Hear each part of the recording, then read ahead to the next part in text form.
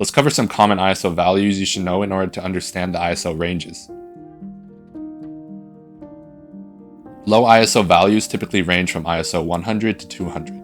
You'll usually use your low ISO values when you are in a well-lit situation, such as outdoors during the daytime or in an indoor or studio setting where there is ample lighting. Low ISO values will produce very minimal to essentially no noise or grain in the image, creating a high image quality with sharp details.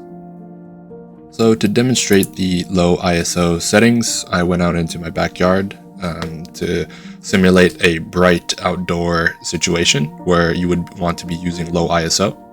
So I currently have the settings set to ISO 100.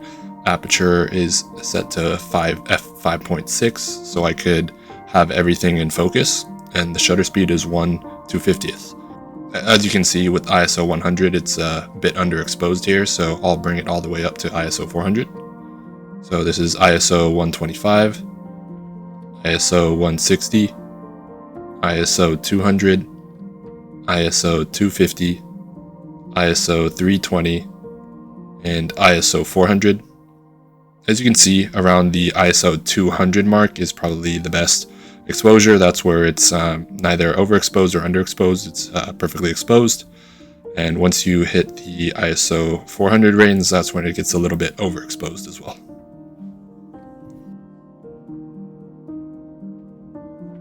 Moderate ISO values typically range from ISO 400 to 800. You'll usually use moderate ISO values when you're in a situation where the lighting is less ideal, such as when you're indoors or in a studio with moderate to low lighting.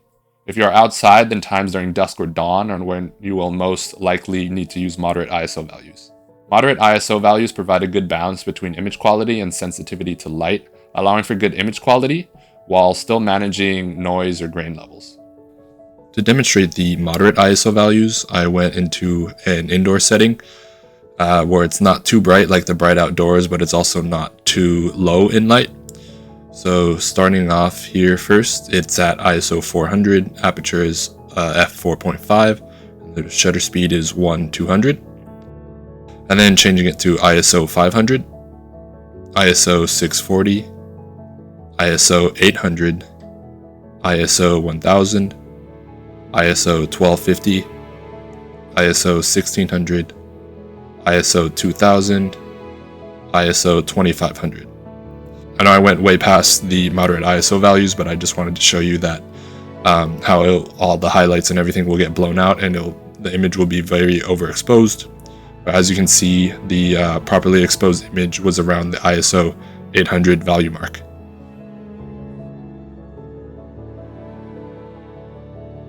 High ISO values typically range from ISO 1600 to 3200 and above. You'll usually use high ISO values when in a low light situation or when photographing a fast moving subject such as someone sprinting, a car, or an animal,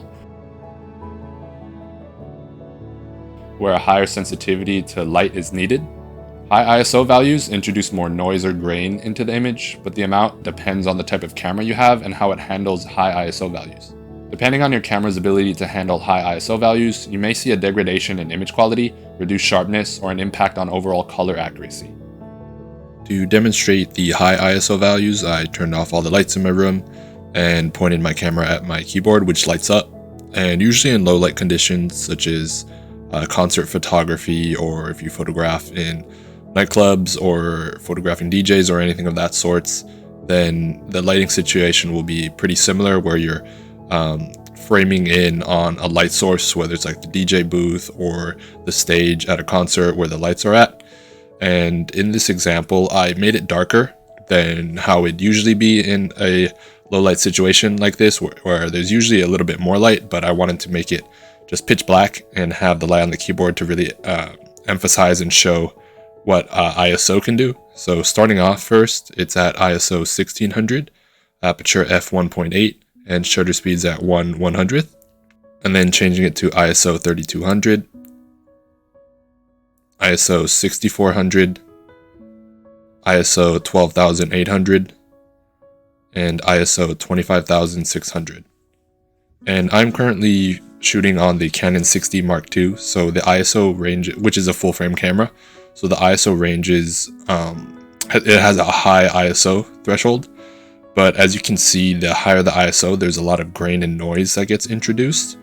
And of course, if you're shooting on a starter camera or a APS-C sensor camera, then you probably won't have the ability to shoot at these very high ISO settings. So this is what I mentioned, where if you're getting limited with the ISO and the grain, then it's just better to have a better camera.